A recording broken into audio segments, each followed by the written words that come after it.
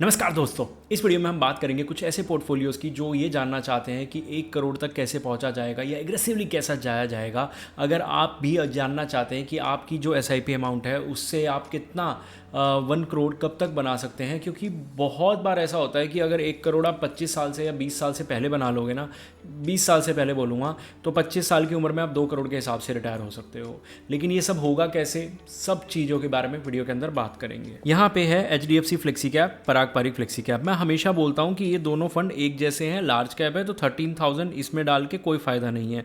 उसके बाद इन्होंने क्या किया, एक सेंसेक्स फंड और ले लिया और फिर नीचे निप्पॉन इंडिया का सेंसेक्स भी ले लिया। मतलब देखो, एक होता है ओवरलैपिंग में गलती करना। दो नाम साफ साफ दिख रहे हैं। मुझे एक चीज़ बताओ ना, इसके अंदर BSE लिखा हुआ है, BSE सेंसेक्स इंडेक्स फंड, ठीक है। इसके अंदर चलो फंड नहीं लिखा हुआ, तो आपने सिर्फ ये डिफरेंस देखा कि यहाँ पे HDFC फंड लिखा हुआ है, यहाँ निप्पॉन इंडिया, दोनों कुछ अलग ही होंगे। क्यों? और ये तो एक्टिव मैनेजमेंट के अंदर भी नहीं आते कि कुछ इनका रिटर्न्स अलग हो जाएगा, बेशक दोनों ही सेम।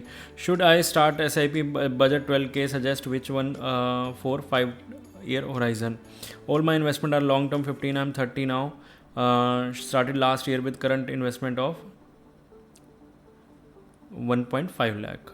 सबसे पहले तो ना पोर्टफोलियो बनाओ। ये पूरा का पूरा लार्ज कैप को 4 बार लेके इसको पोर्टफोलियो मत बोलो। आप पूरा एक पोर्टफोलियो बनाओ जहाँ पे आप कुछ अच्छे से इन्वेस्ट कर पाओ, ठीक है। और सिर्फ स्मॉल कैप नहीं, मिड कैप, फ्लेक्सी कैप, तो चलो आपने एक ले लिया, एक मल्टी कैप ऐड कर सकते हो, 4 फंड अगर लेने हैं तो। लेकिन स्टिल वीडियो एजुकेशनल पर्पज़ के लिए है, एडवाइजरी नहीं है। जस्ट मैं एक पोर्टफोलियो का स्ट्रक्चर आपको एक्सप्लेन कर रहा हूँ, ठीक है। अब यहाँ पे जब बात हम वीडियो के शुरू में कर रहे थे या थंबनेल में आपने देखा कि 1 CR कैसे होगा, तो 1 CR की बात यहाँ आ जाती है कि इनकी भी एज सेम ही है ऑलमोस्ट, ठीक है। 5% स्टेपअप के साथ इनको 1 करोड़ कब तक हो जाएगा ये जानना है। SIP देख लेते हैं कितने की है, 10, 20, 30, 40, टोटल 40, ठीक है। अब यहाँ पे 40 के हिसाब से नॉर्मली हम ये बोलते हैं कि 11 साल में तो आपकी हो ही जानी चाहिए। मतलब ये मेरे हिसाब से एक मैक्सिमम सीमा है, ठीक है। और यहाँ पे स्टेपअप के साथ या फिर वैसे थोड़ा सा एग्रेसिव जाओगे तो 8-9 साल लग सकते हैं, लेकिन उसमें आपको चर्निंग की ज़रूरत पड़ेगी। मैं हमेशा बोलता हूँ कि विदाउट चर्निंग अगर आप स्पीडअप करना चाहते हैं चीज़ों को, नहीं होंगी। तो या तो स्पीडअप करना छोड़ो, जिसमें है उसमें बने रहो। जैसे इससे ऊपर वाला पोर्टफोलियो मैंने आपको दिखाया था, इस तरह के पोर्टफोलियो बना के 15 साल के लिए भूल जाओ, कोई फ़र्क नहीं पड़ने वाला, ठीक है। लेकिन अगर आपको एक्टिवली मैनेज करना है तो थोड़ा देखना पड़ेगा। यहाँ पे HDFC का निफ्टी, ये एक एक्टिव और एक पैसिव फंड है, दो सेम AMC का, तो इसमें कोई प्रॉब्लम नहीं है। जबकि मैं बोलता हूँ कि सेम AMC के फंड नहीं रखने चाहिए, लेकिन वो दोनों सेम एक्टिव नहीं होने चाहिए। यहाँ एक एक्टिव और पैसिव में कोई खास दिक्कत है नहीं। निप्पॉन इंडिया स्मॉल कैप बढ़िया है, पराग पारिक फ्लेक्सी, तो ये आप देखो बिल्कुल एक तरह से नैरो डाउन करके इन्होंने पोर्टफोलियो चला रखा है। तो one of the best portfolio है मेरे हिसाब से। इसे आप कंटिन्यू कर सकते हैं और आपको टाइम लगेगा अगर आप fund time to time change करेंगे। अगर निप्पॉन इंडिया परफॉर्म नहीं करता, HDFC मिड कैप परफॉर्म नहीं करता, तो आप किस तरह से फ्यूचर में चेंजेस करेंगे उस चीज़ पे भी स्पीड डिपेंड करती है। शायद अगर इसके अंदर बने रहेंगे, पड़े रहेंगे, तो वही मैक्सिमम 11-12 साल लग सकते हैं आपको। अब आगे एक और पोर्टफोलियो देखो, ये सबसे ख़राब तरीका है 1 CR तक रीच करने का, जो इन जैसे इन्वेस्टर्स को लगता है कि हम फास्टेस्ट रूट पकड़ लिया हमने। क्यों? हमने मिड कैप ले लिए हैं, मोतीलाला और एडलवेस और इन्वेस्को, हर एक मिड कैप ले लेंगे सारे के सारे, और जो बचेगा वो इन्वेस्को फ्लेक्सी में डाल देंगे, जो कि एक प्रॉपर फ्लेक्सी कैप की तरह काम करता है। तो वर्स्ट पोर्टफोलियो अगर आपको बनाना हो तो आप इस तरह का पोर्टफोलियो कॉपी कर सकते हैं। अब वर्स्ट क्या है इसके अंदर? पहली बात तो 3 मिड कैप है, कोई ज़रूरत ही नहीं है। 2 सेम AMC के एक्टिव फंड्स हैं, इन्वेस्को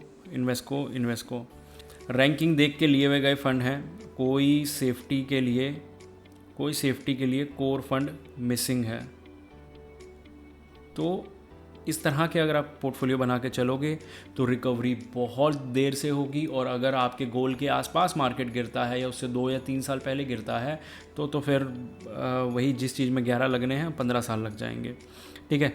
यहाँ पे इनका पोर्टफोलियो मुझे बहुत अच्छा लगेगा रिव्यू करते हुए, क्योंकि इन्होंने बोला कि आई एम योर सब्सक्राइबर, और मैं ये जो आप बोलते हो कि AMC रिपीट मत करो, डाइवर्सिफिकेशन इस तरह का है। लो ओवरलैपिंग जो 18% ओवरलैप है, बाकी 5% भी नहीं है, ठीक है। एक चीज़ और रह गई इसमें, आप ऐड कर लो और अगर आपको 1 CR रीच करना है ना, तो ये 5 चीज़ें कर लेना। और वीडियो को बेशक यहीं के यहीं ख़त्म कर सकते हो। कैसे, एक मैं बताता हूँ। पहले ये चौथी और पांचवी चीज़ बताता हूँ आपको। Bandhan small cap, Edelweiss mid cap, Mahindra multi cap, ICICI flexi cap, ये क्वालिटी के मामले में थोड़ा सा ऊपर नीचे हो जाता है। इससे बेटर फ्लेक्सी कैप आपको मिल जाएंगे, लेकिन ये 3 टॉप नॉच है क्वालिटी के मामले में। तो फोर्थ पॉइंट मैं यही बताने वाला था कि क्वालिटी थोड़ा सा देख के। अब मैंने आपको जैसे ये बताया, तो अब आप क्या करोगे, और फ्लेक्सी कैप रिसर्च करोगे तो हो सकता है आप चेंज भी कर दो, लेकिन वो आपकी कंप्लीटली आपकी मर्जी है। तो उसका 5वां पॉइंट हो जाता है चर्निंग। ये सब आप नहीं कर सकते तो स्क्रीन पे नंबर है, हम आपके लिए करेंगे, आपका पोर्टफोलियो मैनेज करेंगे। रिव्यू करवाना है यहाँ पे यूट्यूब पे फ्री में हो जाएगा, लेकिन अगर आप मैनेज करवाना चाहते हैं तो स्क्रीन पे आपको नंबर दिख जाएगा। इसके बाद एक और पोर्टफोलियो मैं रिव्यू कर देता हूँ यहाँ पे, जिसमें पराग पारिक और ICICI multi asset, mid cap, small cap, ये भी एक इस तरह का पोर्टफोलियो है जो अच्छे से 1 CR को अचीव कर सकता है। रीज़न, क्योंकि इन्होंने कोर बना लिया 50% सैटेलाइट बना लिया, और सैटेलाइट दोनों ही चल रहे हैं। टाटा की रिकवरी बहुत तेज़ी से हुई है, बेशक पीछे बहुत गिर गया था, लेकिन जब ये गिरा था ना, तो मल्टी एसेट कवर करने के लिए बहुत था। तो इस तरह से जब आप स्टेबिलिटी, मैं कह रहा हूँ ये पोर्टफोलियो हो सकता है पिछले 1 साल में प्रॉफिटेबल भी रहा हो, बेशक 2% ही क्यों ना रहा हो सकता है। तो इस तरह का पोर्टफोलियो भी आपको स्टेबिलिटी के साथ एग्रेसिव बनाता है और आपका टारगेट अचीव करने में आपको हेल्प करता है। होपफुली आप समझ गए होंगे। मिलते हैं अगली वीडियो में।